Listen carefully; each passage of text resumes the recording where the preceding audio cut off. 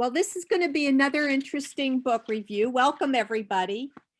The book that's going to be reviewed is The Last Coon Hunter, written and reviewed by Joseph Gary Crance, who's the son of a New York State forest ranger who spent hundreds of nights with his father and their dogs chasing raccoons through the hills.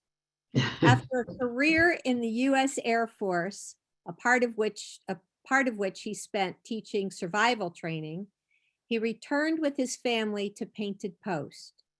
This book begins a 3-generation family saga that takes place in the lands of the Painted Post. The 4-book saga wraps in history, legend, and magical realism.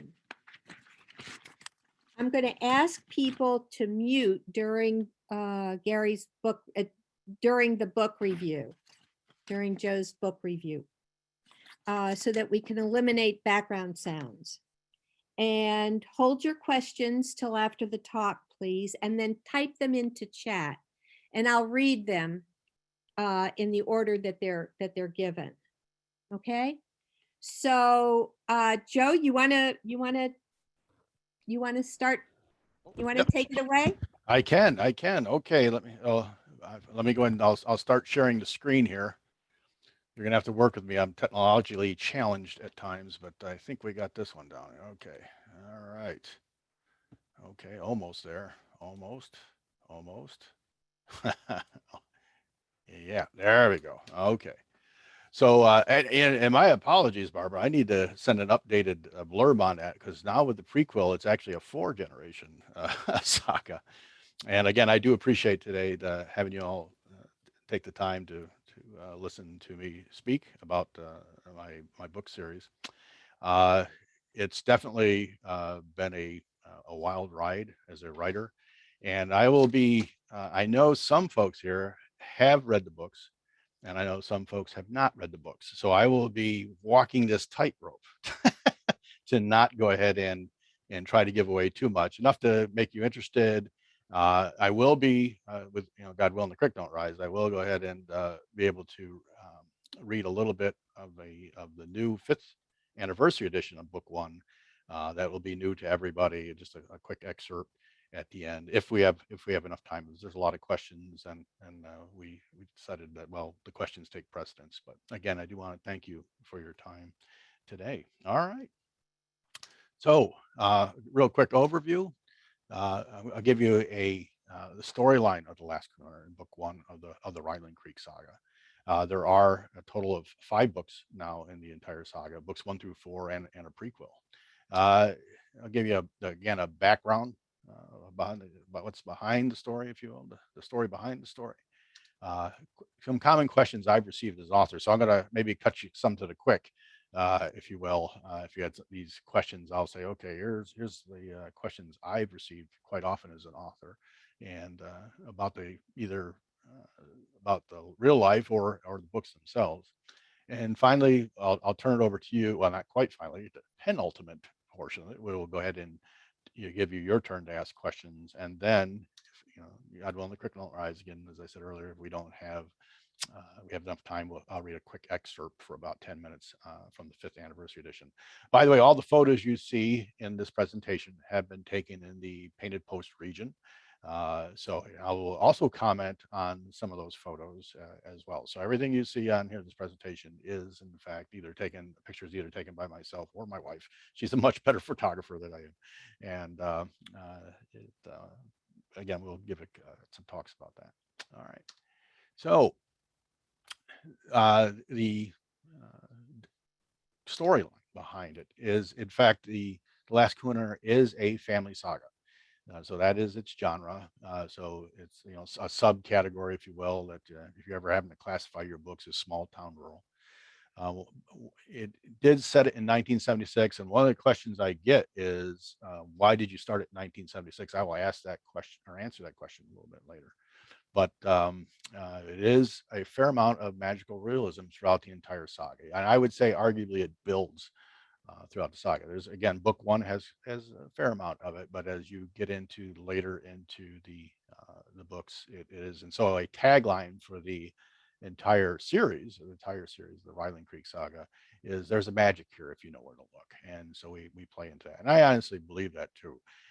As an individual who spent a lot of hours in the forest around here, both day and night, arguably more night than day, but there is a very special place that we live here, having been in the military, served in the Department of Defense for nearly 30 years and over 20 in uniform. And I had to see a lot around the world, but I always wanted to get back home. Always wanted to come back here to Painted Post, and for that reason. So, yeah. So the focus is on the Ernst family. Again, it is a family saga. And we have Jacob, who is the father. He is a widower and a poor farmer, and he's struggling to raise his two children along with their coonhounds. And his two children are Nathan and Mead. Nathan being the older, Mead being the younger. The Jacob sons explore the forest and like found their hounds. So he's a widower. His wife Rose dies during Mead's childhood. So Rose is, by the time the story starts, they're just preteens. Nathan's 2 years older. So Nathan's about 12, and that would put Mead around 10. So they really don't have a, if you will, an image of their mother in their, and that actually comes kind of important and a sub theme of this story as well. But they really don't have a mother figure in the story, in this part of the story. The rest of the saga, yes, as you get into the saga, mothers play a huge role in there. But in this part, he is a widower struggling. And the other thing, the way the book has been described by some is, and I as well agree with this, is that the Ryland Creek Saga is sort of a cross between Where the Red Fern Grows and Legends of the Fall. So if you want to take, and hopefully, I don't know if we can do a show of hands, but I most people I've run into have seen Where the Red Fern Grows, and sometimes they have seen Legends of the Fall. So I get, the analogy gets lost if you don't know both of those books and movies. But yeah, that's a good way to, if you want to try to frame it, think of those a cross section of those two stories. So it was Painted Post after all is a common phrase throughout another one of my taglines throughout the entire saga. And here we go. So the setting becomes very important. The forest of Painted Post are extremely important. You'll get asked as an author a lot of times, is your book character based or plot based or setting based? And I'm like D, all the above. The setting does become exceptionally important in the story. So the forests themselves, in fact, at one point, particularly as the saga continues, although again, starting in book one, the land pretty much itself nears character status. And so yes, most certainly the setting is exceptionally important and without the entire saga. And there are other residents play key roles as well. So yes, it most certainly is a family saga, but it's like everybody knows everybody, small town. There's JP, for example, there's a store owner in the general store in Painted Post, JP Smith, and then there's Sheriff Sean Covington, who is Jacob's best friend. So yeah, there are definitely key characters. We're not just dealing with the three, but again, it is a family saga. Now, here's where I start talking about the pictures here, and what you see on the right was taking very on the actually was taken on the Mulholland Road in Painted Post, and this is the extremely poisonous cow's parsnip. I thought it was giant hogweed. It's a first cousin of giant hogweed. And if it had been giant hogweed, when I reported it to the New York State Department of Environmental Conservation, they would have came out in white hazmat suits to remove it. It's that bad. You don't want to mess with cow's parsnip either. It may not be as bad as giant hogweed, but it can still cause some serious welts and permanent scarring. So it's not something you want to mess with. But I said, and if you're close enough to tell it's cow's parsnip, giant hogweed, it might be too late. So, but yes, there are some interesting and extremely poisonous things in the forest of Painted Post. Okay, so I told you, but it is a family saga, but it's also a coming of age story with the brothers. So Mead and Nathan, most certainly, we follow them through the story. We watch their experiences between the two brothers, and And between us and the wall, I originally had Mead is more or less the comic relief in the story, but you know, you can never tell what you think the reader is going to connect with. And Mead just became a very popular uh, character in the story. And I had some very endearing phone calls and emails about Mead himself. So he is kind of the comic relief throughout the entire series, and he is a character for sure, but in several different meanings of that word. But we also have Nathan, and there is a boy meets girl story, and the story between Nathan Ernst and Sharon Helm. And I said earlier that you know, Nathan and Mead don't remember their mother. She died obviously when Mead's childbirth, and Nathan was still very young. Sharon also shares something in that respect, in that she's lost her father, and so now she's lost her father. She can still remember him though. So he's died at the point the story picks up. He's probably died a couple years ago, and she very much was, if you will. She even says in the book that she was a daddy's girl, and so she has a very hard time with this particular thing that's happened in her life. And the way I summarize these two, their relationship is, she is the girl who can contain his rage, because he's got a little bit of an anger management problem, as they would say today. In my time, we would say he had a temper. So, um, but she is the girl who can contain his rage, and he is the boy who can release her pain. So they're very, very much close. And now, real quick, funny thing about this picture, the young lady you see, I see her mother's on here, by the way, but the young lady you see in the picture is actually about 24, 25 in the picture at this year. She's very petite. And the young man is only like 16, and he was absolutely terrified of her. So you got a 6'2" kid, or he's over 6 foot, and you've got, I don't think Rebecca is more than 5'4" or maybe 5'5", and so he's absolutely terrified. And at one point, she has to tell him, so they could get close for the picture, "I don't bite." So, but he was still frozen. So he did cozy. I kept saying, "You got to get closer. You got to get closer." And this is actually a very important scene in the book, where she's describing a routine to him that she does about, it's a routine about throwing rocks, which is, it actually comes pretty significant through the story. This is the first time in this scene where she's actually explaining what it means, and he's in there watching it. So that was a little funny story about that. But some people ask me, does the Mulholland or Ryland Creek exist? And as a road, no, but the places in there that I tried to describe, yes, a lot of them are actually real locations. So, all right.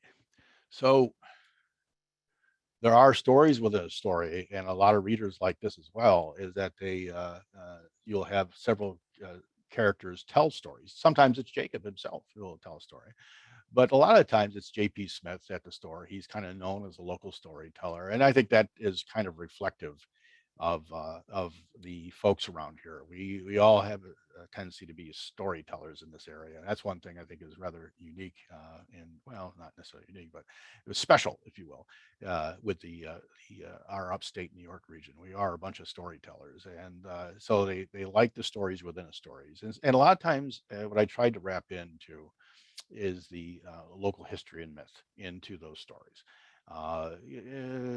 Sometimes, and I'll say this, I'm also, by the way, a member of the Middletown Historical Society out of Addison, New York. And, you know, sometimes, you know, local history is a little boring, right? So, or history in general is a little boring. And so if I tell people, if you're going to, you know, spiff it up a little bit, you better make sure somehow in there you let people know that, yeah, this is the real story, or this is what you've been told is the real story, but now let me tell you what really has happened on the side. So yeah, so it's fun to wrap in that stuff again, because we do have a very rich history here in the Painted Post in the Elmira region as well. So I mean, it's just a very interesting place, and I love it. I'll tell you why I chose the setting here a little bit. I'm going to get to the questions. So again, the local history is sprinkled throughout Last Coon Hunter and the entire Ryland Creek saga. That's, to me, that's something I'm always doing a research for, and I think it's to me it makes the story deeper to bring in the real local history, because it's history that probably a lot of our folks don't, well, even some locals don't even know about. At one point, for example, it actually comes to fruition, although it's mentioned, but is I did create the name of a creature called the Gandalark, and but in reality, that is based out of a newspaper article of a mythical Bigfoot-like creature out of Woodhull, New York. So it's kind of funny because I'll say that sometimes in Painted Post, and people look at me with a eyes raised eyebrow. But every time I run into somebody from Woodhull, they go, "Oh yeah, we know about that," even though that newspaper article was dated 1869. That legend still exists in the small hamlet of Woodhull. So I think that's is important. I think it helps there. But we also, so there's the local aspect, if you will, about the local history and all that. But we also try throughout the entire saga to increase to larger social issues. And for example, and this is just some examples, there are more, school bullies, which is a common one. Also, the beginning of the rise of the legal drug trade in rural society. And when I was writing the first book in 2016, we were seeing all these deaths and obituaries of these young people who had tragically lost their lives to the illegal drug trade, and where it basically hit home. So that was a huge influence on me as I was writing, and it most certainly wrapped it into this story. And I don't. It's very rare to find anybody that does not either know somebody or is directly affected by somebody who has had some kind of tragic loss due to the illegal drug trade. So most certainly that was going to wrap in. Again, the story begins in the 1970s, really the beginning of the rise of that, and it actually sets up the major conflict in the story as well, in book one. And so I thought that was important there. Now the picture that you see to the right is actually the confluence of the Conhockton. Yes, you'll see it spelled Cohocton, but it's supposed to be Conhockton, and the Tioga rivers, where they formed to meet the Chemung River, which is traditionally known as where the Painted Post was in fact established. Although a lot of people know that the actually Painted Post reached out, the whole region reached out much larger. It used to include Corning. The town of Painted Post used to include Addison, New York, until about 1806, or actually I think it was 1794, one of those two dates. And when I say the Painted Post region, a lot of times they've been looking at traditionally, not just the simple village of Painted Post as it is today, but a much broader area to contain a lot of Steuben County. So or at least I should say, the southeast corner of Steuben County. So, all right. So a little bit more. So these are like the common questions I get, are the books. And one of the questions that you are constantly asked when you are in the military, as I said, I did almost 30 years in the Department of Defense, and so had a lot of different assignments all over the place. And you get where are you from?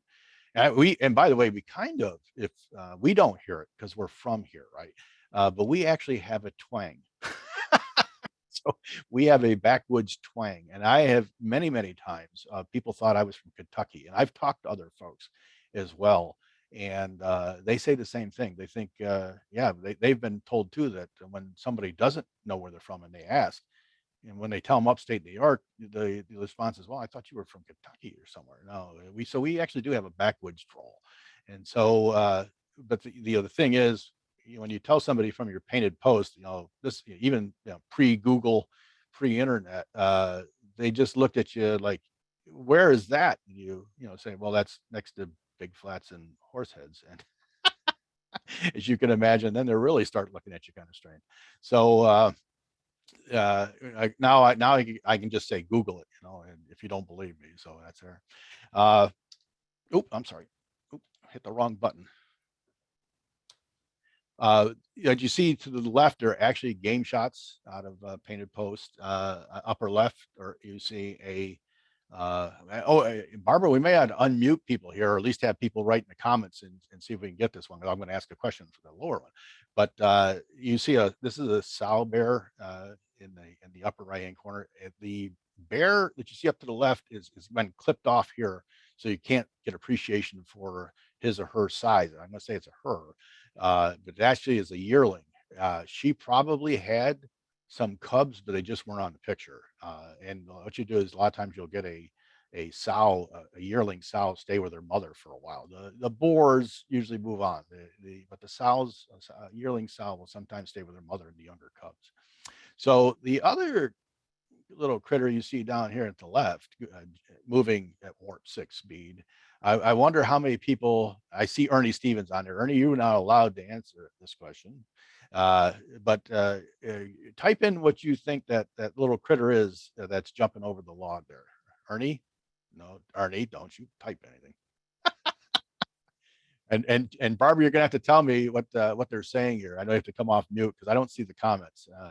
But does anybody know what that is that's coming, that's jumping over there? I'll give you a couple. I'll give you a little bit here. I'll let time. What are they saying, Barbara? What do they think it is? Let's see.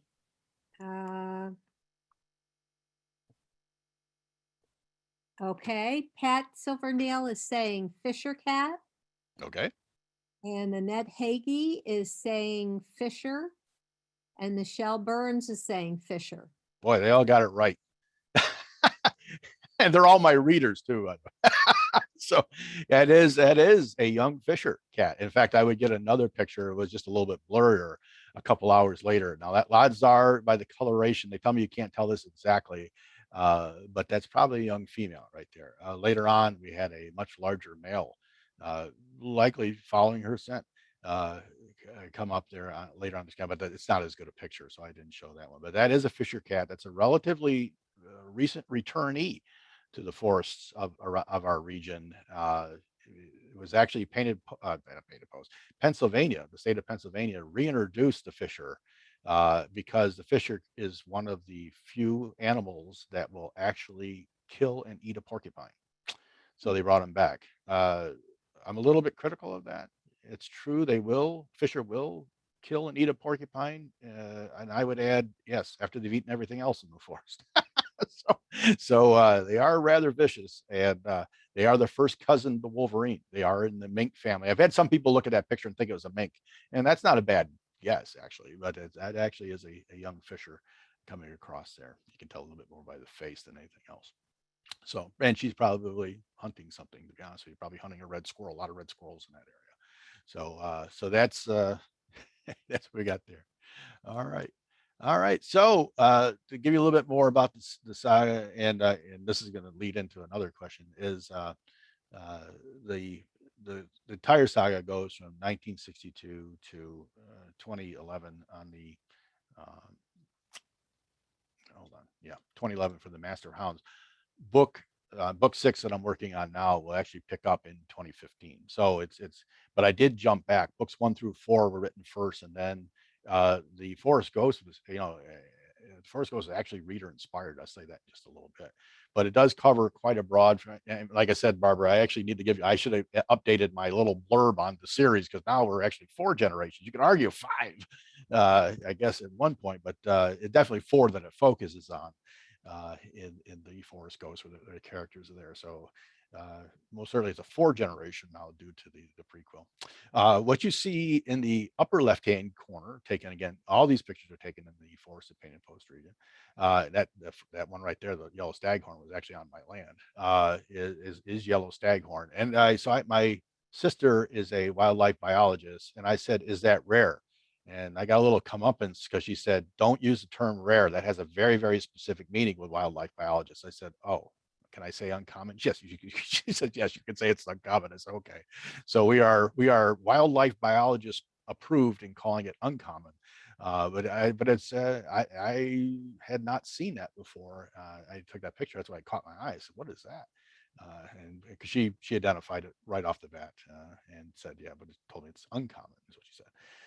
Also, what you see in the area, and this is also mentioned in book 1, is a stone wall in the middle of the forest. And basically, is at the turn of the last century, the turn of the 20th century, not the 21st century, you saw a lot of the farmers try the hilltop farms in this area.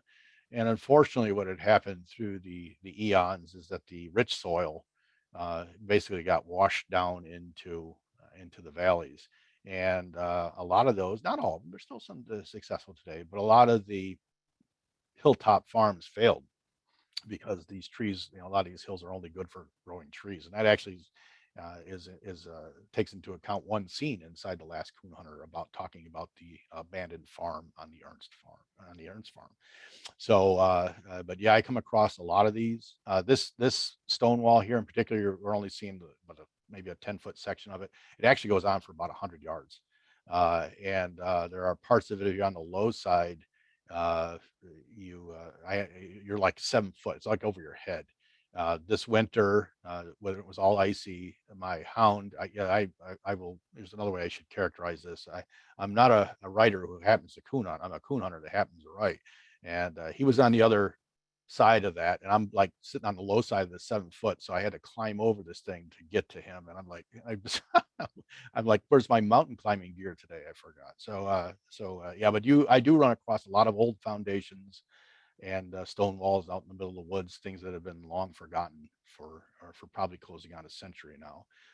If I recall my history correctly, the state of New York bought a lot of these farms that went belly up during the Depression, the Great Depression in the 1930s.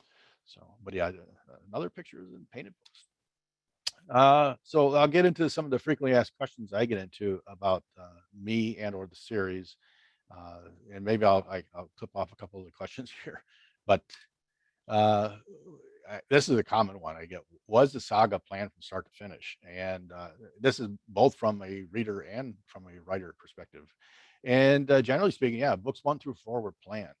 Although Truth in Advertising, books 2 and 3 were switched because of the timeline. I actually had book 3 written and then have to go back and write book 2, An Exceptional Hound, because it was just too much whipsawing from the timeline for my readers. I realized that, and I said, I can't do this. I gotta have book 2 first and then book 3. The Forest Ghost, the prequel, was reader inspired because I had a reader I think she's out of Batavia, New York. She is a coon hunter, and she goes, well, there's going to be 12 books in the series, right? I said, no, 4. And we started talking about uh, one of the interesting characters who shows up in book 2, their Uncle Arthur McCutcheon. And she said, wouldn't it be neat if we understood how he grew up? And I'm like, yeah, I guess that would be neat. And so that ended up into a prequel. Like I say, I am working on book 6 now, but the books 1 through 4 were in fact planned. Book 5, which actually a prequel, I just call it a Ryland Creek novel, was in fact reader inspired. I have literally been out in the middle of the woods, waiting for Seth to open, and this is when I was on social media. I'm no longer on Facebook or anything like that, but people could contact me from everywhere. Uh, they would get on Messenger because I'd either liked them on my official Facebook page or personal Facebook page, and this would pop up. Are you Jacob? Which is, again, as we said, the main character. And I write back no, and then it usually goes on. Are you Nathan? I said, no. So I think I'll speak for writers everywhere, and that saying, when it comes to your characters, all the characters are you, and none of the characters are you. So they are conglomerations of people we've met or imagined, or perhaps a part of ourselves. But that is one I get quite often. Are you Jacob? And the answer, no, I'm not, and I'm not any one of the characters. Um, and this is why I mentioned earlier, why begin in 1976? This is often a criticism of literary agents, that if you can have your story in modern times, why set it earlier? And a lot of times writers do set it earlier simply because of nostalgic reasons. But there was very specific reasons that I did it. Well, one, it was the bicentennial year of the United States, yes, without a doubt. But more so is prior to the advent of social media and even high-tech entrance into coon hunting itself. So no cell phones, no GPS devices. Now, don't get me wrong, I am absolutely a proponent of that. I love knowing where my hound is at every second. I'm out there in the woods now. I've become addicted to it. But at the same time, uh, there's been something lost. And I think the old, I won't, I'm looking at Ernie here. The more mature coon hunters see in the younger folks that there's something lost when you have this electronic assurance. So I wanted to create a background for the story where you have to understand the hound. You have to understand the raccoon. You have to understand the land without an electronic assurance. So you had to know all three things. And a story I like to tell, of course, my dad being the forest ranger for the state of New York. And I was by the way, when I was in the Air Force, I was a data analyst. And I came home from leave one time and we went out chasing raccoon. And we got up on this mountain and and we couldn't hear the dog after about 15 minutes. And dad drives around this mountain. He drives for probably, it had to be at least 10 minutes and like 3 miles by the way the road goes. And he just stops. And there's that dog that we couldn't hear earlier treeing within 100 yards of where he'd stopped. Now, there's no way he could have heard that dog outside the truck, just too noisy, but he just knows it. And so, and one, I did ask him right that day. I said, Dad, I've been watching you do that for over 20 years. How do you do it? And what he said to me is really the basis of this particular statement is that I says, I know the hound, I know how the raccoons run, and I know the land. And so I know if I can't hear this dog by this time, then I know where the raccoon, I know where he's gone, or at least I have a good idea. And I just watched him do that time and time and time again over as a youth. And you would have thought, this Air Force data analyst would have figured that out, right? But he's just recognizing the pattern. But it was because of an intrinsic and inherent knowledge of all three of those components. So that's why I thought it was very important to go ahead and start the series where you didn't have cell phones, you didn't have the internet, and you didn't have these GPSs, and bring it in there. So yeah, there might have been a little bit of part of nostalgia there, sure, but at the same time, I wanted to start it prior to all the advent of the technology. All right, so another question I get is, should I read the Riley Creek series books 1 through 4? So I've asked readers who have read all 5 books. And the general consensus to almost unanimity is yes, it's a continuing saga. So you definitely don't want to skip order, but they still recommend. I said, well, the prequel's out there now. Should they read the prequel first? And they give a begrudged, yeah, they could, but we still recommend you read books 1 through 4 because now, and that's why I said, now that the Forest Ghost is out, should they read that first? And again, their contention is no, read books 1 through 4. It makes you appreciate who Arthur is when you understand Uncle Arthur McCutcheon, when you see what his roots are and the person that he later becomes. That's almost a quote. And another reader notes there are many aha moments in Ghost once you've read the first 4 books. So that's again a common question I get as well. Now here I get to go with another question. Do you recognize this? Does anybody recognize the plant on the right here? It's a close-up of it. Does anybody recognize that? Okay, so I'm gonna hold off again, Barbara, and you can see if they recognize this one. This is also uncommon in the area. Okay. Let's see. Lily of the Valley. Tracy Yoria. Okay. Lily of the Valley. Okay. Anything else? Um, Anybody else brave, I guess? Pat Silvernail, Indian Pipe. Wow. Okay. Anybody else? Oh, those are the 2. Okay. All right. Well, so Pat, I don't know if the Colonel's there too. I don't know if Dave Silvernail is with Pat today, but you're batting 1,000. That is, in fact, Indian pipe. Now, here's a little. This is what you know. And I look at it, I think it's a fungus. I think it's a mushroom. It's not. It's actually a flower that has 0 chlorophyll. There's no chlorophyll in it, so it gets kind of a ghostly look in it. You'll find it typically in areas that are shaded and in areas where hemlocks are.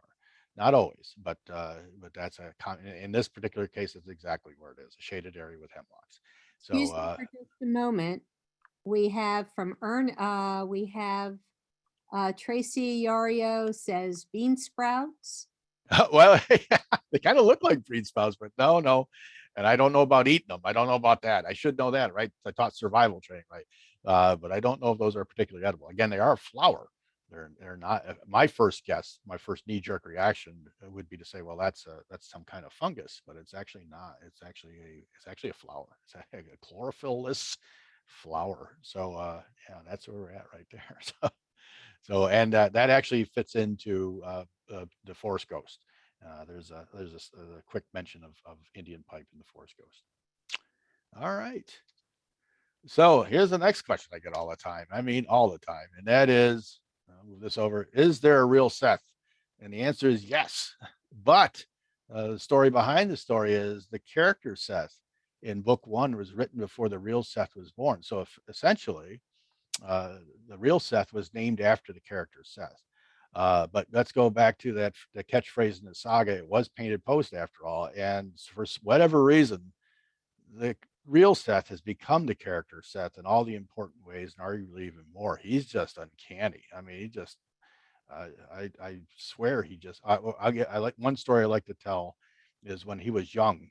Uh, he got a lot of young stories, but when he was young, we were coming back from church, me and my mother, and we looked down in the pen, we could see him, and he used to wag his tail like his mother, which is like a whirligig, not side to side, like 5% of the dogs do like the whirligig.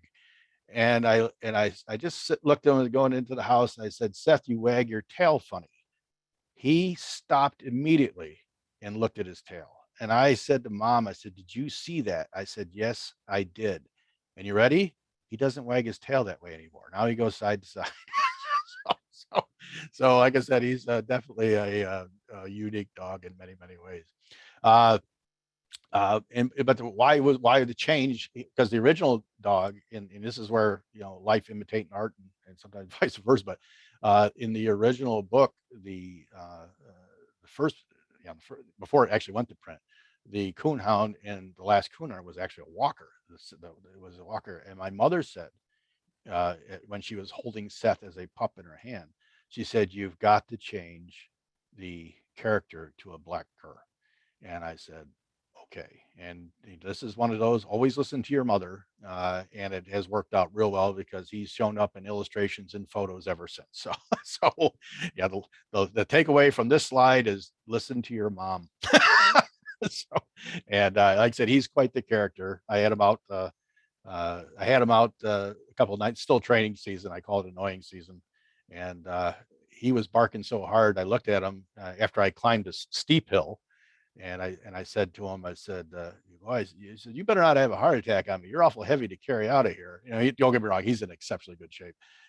He gave me this look like, yeah, I saw you coming up the hill and thinking the same thing. Look, so I'm like, okay. he's he's a rather unique hound.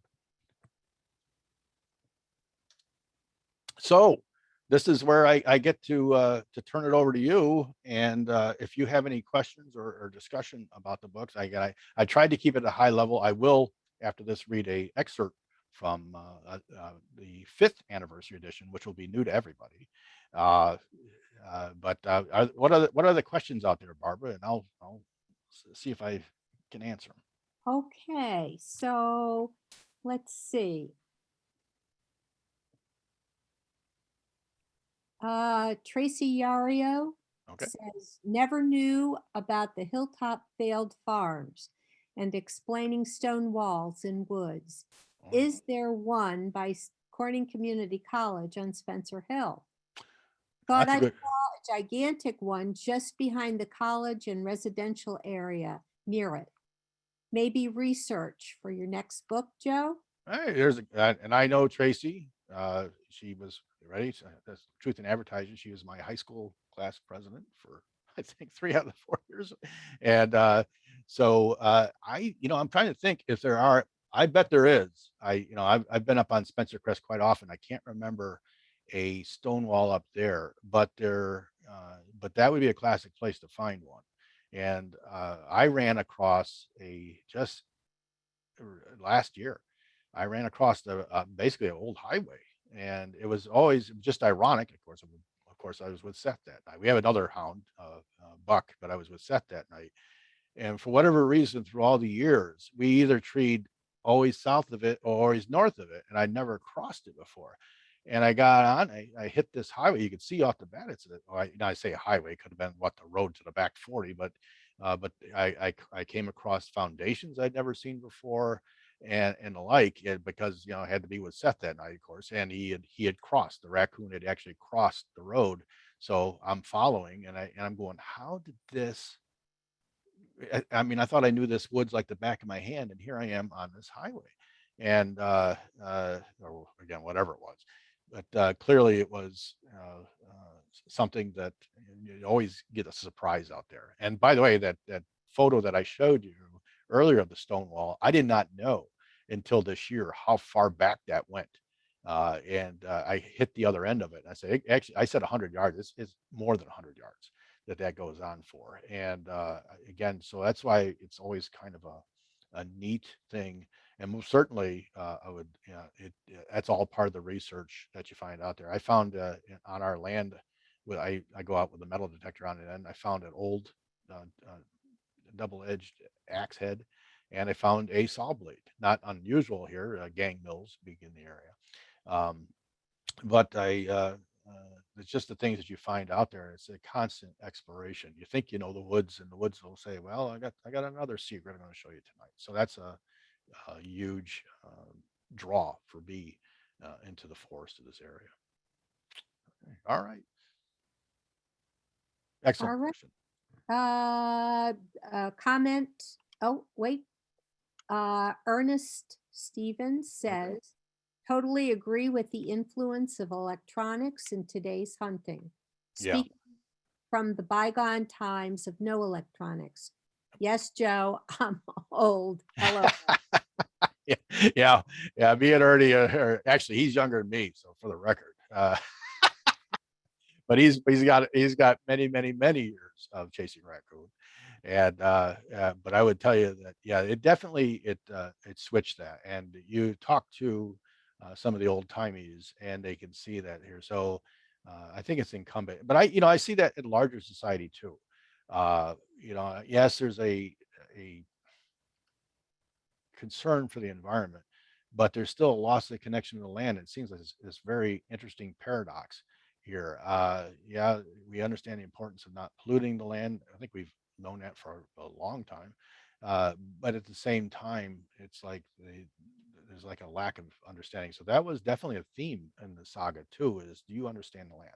Do you understand what the land is trying to show you? Like I said, the land reaches, particularly in book 3, begins to really reach character status at this point. And I think that's something that I hope to instill throughout the books, is appreciation for the forest itself. So yes, we're running through the forest, but it's what we're running through is that becomes exceptionally important. So excellent point, Ernie. Thank you.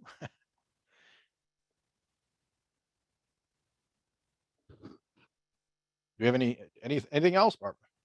Well, I missed a comment from Tracy Yorio, Okay. and she said, I need to take a walk in the woods with Joe. And Oh, absolutely. So I I have to everybody who I have to laugh, because just last night a young writer is also reading the books, and invariably when somebody has a personal connection, or can get to me one on one, they say, I want to go without in the woods.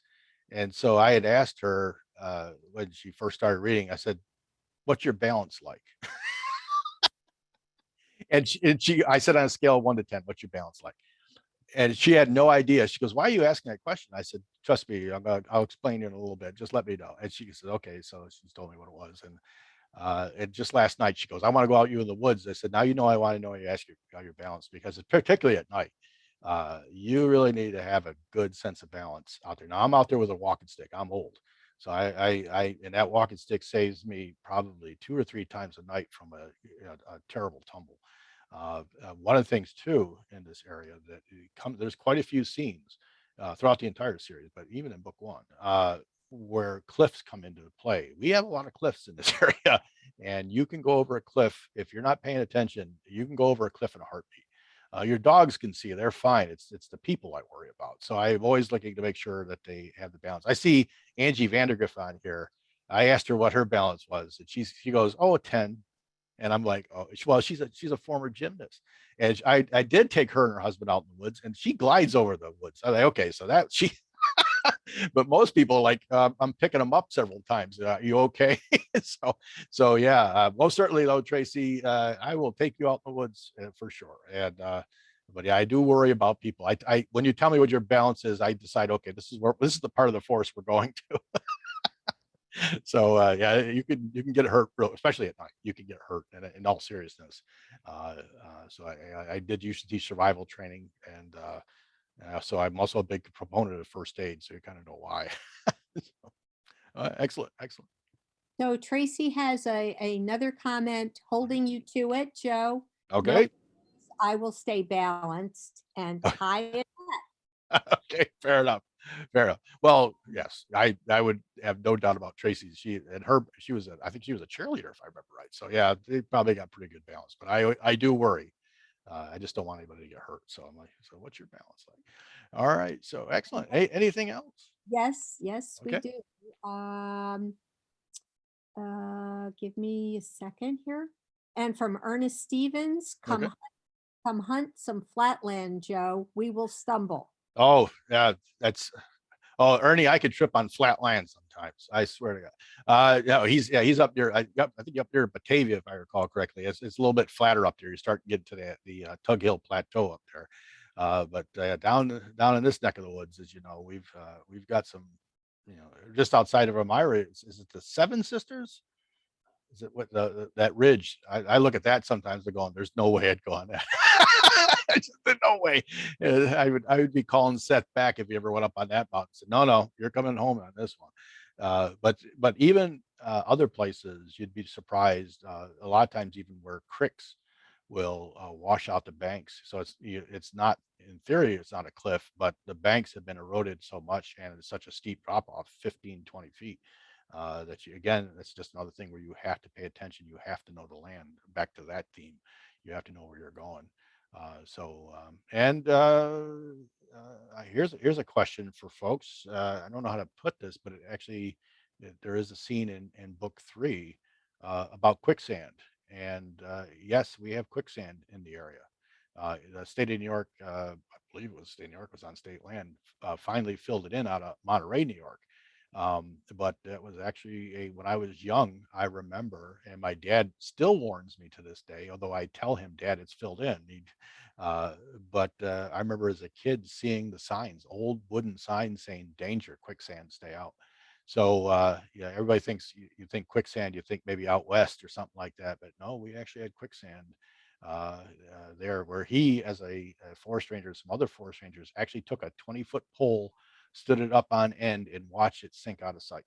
So yeah, there's some things you have to be careful in our own local area for sure. So okay, anything else? Yes, yes, certainly. Okay.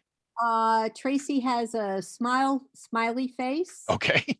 And Annette Hagee says, "Hi, Tracy." And then Tracy Yario says, "Maybe we will walk the woods with Joe for the reunion." Oh, there. Yeah. Yes, we're up. Yeah, we're coming out of our class reunion. I won't And, say how many years, but it's been a while. and Annette Hagee says, "I am in." All right. Oh boy, I'll be doing tours here. Yeah, actually, the training season, our training season in New York State for chasing wild game ends. Well, raccoon, squirrels off is a different series, but ends on the 15th of April, then reopens, or closes on the 15th of April, then reopens on the 1st of July. So that's just the training season. So again, no raccoon are hurt in the in the making of those memories. Tracy Yario says, "Yep, cheerleader." Yep, that's right. That's what I remember. So yeah, she's going to have balance. So that's good. And then Annette Hagee says, "Yes, so beautiful is the Seven Sisters." Oh yeah, outside of Elmira, yeah, that's. I tell you what, it's intimidating to look at because of those cliffs. I just imagine in my mind if I was ever on that, what I would do, and well, you just need a rope to get up and down those. That's for sure. So, but yeah, we definitely have a beautiful area, and really, when I go back to being asked the question about where you're from in the military, and of course, then all the jokes start, right? You're from Painted Rock, you're from Painted Stick, and all that other good stuff. But I said, I'm going to show them. I'm going to write a book series about this place. Take that. So yeah, that's was my sort of revenge, if you will, for all those sarcastic comments through the years. They meant it lighthearted, of course. Another comment from Tracy Yario is excellent session. Thank you, everyone. Okay. All right. And Thank you, from Tracy. Annette Hagee, yes, I've been exposed to it near my old house in the swamp. My brother taught me well. There you go. There you go. So and that's what I said. I think this recent generation has lost a little bit of the connection, and I think that's partly due to the social media, being hooked into that and being hooked online versus getting outdoors. So online, I tell them get outdoors, and these books hopefully give you an appreciation for being out of doors. So yeah, absolutely. Ernest Stevens says, great job, Joe. Okay. Oh, And it sounds like are people leaving? Or I've lost. I'm sorry, Barbara. I told you a fib unintentionally. I don't see the clock here. When I have the presentation up, I can't see the clock. okay. So I don't know what time it is. Oh, it's about 5 of. Oh, okay. Well, I guess we're not going to get to the reading today then. Okay. So Well, we could go over a little bit. okay. You have more comments. Annette Hagee says, thank you, Joe. Michelle Burns, terrific presentation, Joe. Okay. Annette Hagee says, painted pony I have gotten. Oh, really? There you go. The Seven Sisters are the Palisades and are now in Palisades. land trust. Yes, yes, they are. Yeah, they belong to the state of New York bought them. That's right. And from Angie Vandergrift, always a pleasure listening to you talk. And Tracy Orio, do the reading, please. Oh, So I okay. think Okay. Are we ready for the reading? Okay. So one of the things I'm preparing, it was also a question I get quite often is, are the books ever going to go into audio book format? And I am now getting ready to put preparing actually the manuscript for the 5th anniversary edition of The Last Coon Hunter. I went to my fabulous, absolutely amazing copy editor, Joyce Mokry, yesterday. And I will give one more side story before I read, because Joyce is just simply incredible. I was asked to speak earlier this year at Mansfield University on the author copy editor relationship. And just this one little story gives a pretty good example of that, because Joyce follows what's called downstyle capitalization. So if a word can be capitalized or not capitalized, she always goes to non-capitalized. It was during book 2, and normally when she writes you get a email with a bunch of different topics in it. But then I got this one email during book 2, An Exceptional Hound, and it dealt with a single topic, and she had just finished the first pass of it, and she says, "Oh no, you don't." I'm going, "Uh-oh, this is not going to be good." I think that I want to say that was maybe even been the title, and I opened it up, and she says, Seth's title, which I'm going to cover in this new excerpt to the 5th anniversary of book 1, is The King of Hounds. And I had that downstyled capitalization right to the climax scene. At that point, I capitalized it, and I wanted it for dramatic effect. And I thought this would be great. It's showing. And she says, no. She goes, the villain's title is going to be capitalized. So will the heroes. You think you're the author and you think you're in charge. And it was like, there was no argument with her. It was just like, I completely capitulated right there and said, okay. So we will capitalize his title throughout the entire book. I didn't even argue. I said, no, there's just, I was not going to win that one. And, but it's a very special relationship that you should have between any author and a copy editor. But I most certainly have that with Joyce, who's just simply an outstanding editor. All right. So but I said about the audiobook, I've had several people say I should narrate it. You're going to see that I can't narrate. So I'm going to try to read this. I will trip over my tongue probably 500 times, but just bear with me, as a little bit of expectations management. And so I will begin. Okay, so this is new to everybody. This is a new section of the 5th anniversary of book 1. Okay, here it goes. Chapter 18, The Ascension. All coonhounds, even legends, must learn some bitter lessons. Toward the end of his first hunting season, Seth, this young prince, learned the painful experience of porcupines. This day marked 2 weeks since the encounter with the porky. Unfortunately, Nathan had missed removing one last quill, one of nearly 50, from his prized hound's back leg joint. Now, Seth favored his swollen limb, refusing to put much weight on it. Further, the festering leg was losing muscle mass because Seth wouldn't place all 4 limbs on the ground to exercise properly. What should we do, Pa? Nathan asked, sitting at the kitchen table, the steam rising from his coffee cup. Gotta have him work through the pain, son, Jacob said, folding down the morning paper he'd been reading. Something we almost learned at one point, I suppose. Thanks, Pa. I'll see what I can do. Nathan finished his drink, dressed for a hike in the forest, and went outside to the kennels. In the cool late winter air, Nathan entered Seth's pen to kneel by the hurt hound. Balanced on the balls of his feet, Nathan made a grinding noise as his boots shifted against the gravel inside the kennel. He then cradled an arm around the ebony cur. Slowly wagging his tail, Seth wouldn't make eye contact with his master. Come on, boy. It's time we went for a long walk. Moving a limb, Nathan reckoned, would break up the lodged quill, thus allowing the young coonhound's immune system to naturally dissolve the infection source. Standing, Nathan took a few steps backward. Pitifully, Seth hobbled forward as Nathan snapped a leash on his dog's collar. Taking a nearby walking stick, the young man began to lead his ailing hound toward the forest. But the lead grew taut when Seth refused to move. When Nathan stepped back to turn around, the ebony cur lowered his head and looked away. You can do this, boy, he said gently. I know you can. He turned toward the forest again, glanced back over his shoulder, and waited. Reluctant, if somewhat more stoic, Seth took a step forward. When his master began to walk slowly, the hound followed with a trammeled 3-legged gait, mostly keeping the wounded limb from touching the ground. Into the forest they went beneath a clouded gray sky.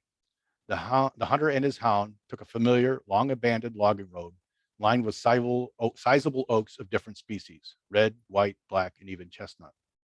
With the fall foliage long absent, the tree's branches resembled skeletal hands reaching skyward. Thankfully, the snowfall had been light this year, and there were only patches of snow on the forest floor where the sun couldn't warm the earth. Excuse me. The old trail sunk into one of Ryland Creek's deep ravines, its precipitous sides surrounding Nathan and Seth. After several more minutes of walking, they reached the base of a steep hillside where the hardwoods had surrendered to towering white pines and hemlocks. Owing to centuries of erosion, with harsh storms washing the soil away, many sharp rocks jutted from the ground.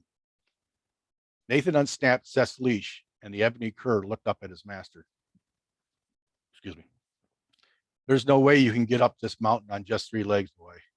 Work through the pain and follow me. Nathan paused with a smile. I know you can do it. Driving his walking stick into the earth to leave it standing upright, Nathan began the climb. Soon, however, his trek slowed, owing to the hill's steepness and the nature of the soft clay covered with red pine needles, making for a slippery going. Soon, on hands and knees, he clawed for each new purchase on the cliff. The sequence repeated: find a handhold and pull himself up higher. After nearly 75 yards, Nathan looked back. At the bottom of the hill, Seth remained hesitant, but studied his master. Refocusing his attention uphill, the young man reached. His palm came down on a sharp rock hidden beneath the red pine needles, and blood trickled down the side of his arm.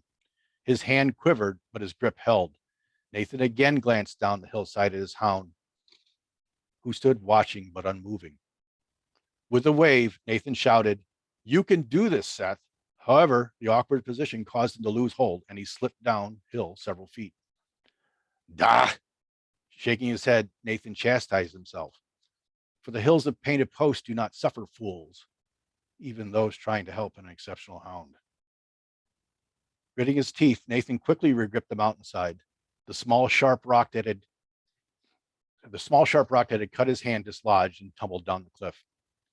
Hearing Nathan's pain cry had caught the young dog's attention.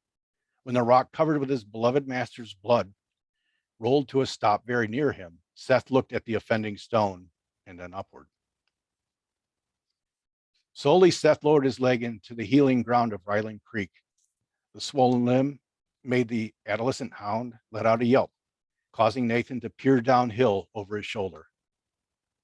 But the coon hunter saw something emerge, something emerge in his dog not there moments before: determination.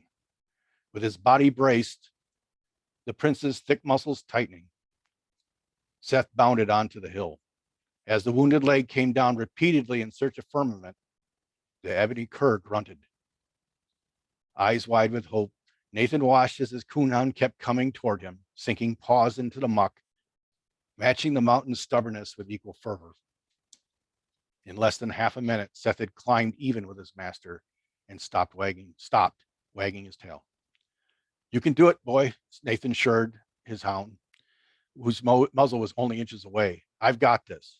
When his faithful dog hesitated, the young man motioned up with his chin uphill. Go on now, get to the top.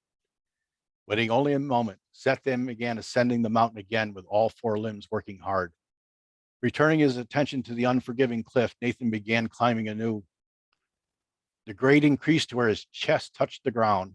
His fingers sunk into the cold, wet earth while his knees anchored him. After several minutes, he neared the crest of that ravine, and his arms and legs trembling, with his arms and legs trembling for relief. A short bark caught Nathan's attention, and he looked up. Thoughts of his wounded hand and throbbing muscles quickly disappeared. On a rock cropping just above, Seth stared across the expanse, surveying the other hilltops of Ryland Creek. Spots of brownish clay, evidence of his rite of passage, decorated Seth's otherwise shiny black coat. With all four paws firmly planted on the ground, the ebony cur lowered his crown, to gaze upon the young man. Sprawled in the mud, Nathan's breath seized. For no longer did he spy a wounded prince, but stared back into the eyes of a king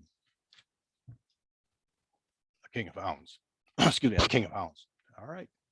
So that ends that particular section. That was the new portion added, one of the new portions added to the 5th anniversary edition.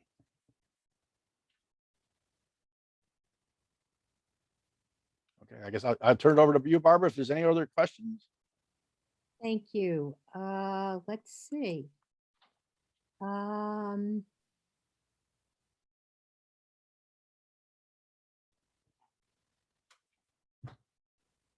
I think it went a little bit in overtime. From Tracy Ario, thank you, Joe. And from Ernest Stevens, amazing. Oh, no, thank you. Thank you, Ernie. That means a lot. Well, Joe, that was really interesting. Thank you so much for doing a book review. Okay, my pleasure. And your stories sound fascinating. Lots of nature and the environment and interesting characters. Well, thank you. Thank you very much. All right. Well, I appreciate everybody for coming here today, taking time out of what I know is simply a busy schedule. Everybody's life is like that anymore. So just taking the time out to come sit there and hear me jabber off is deeply appreciated.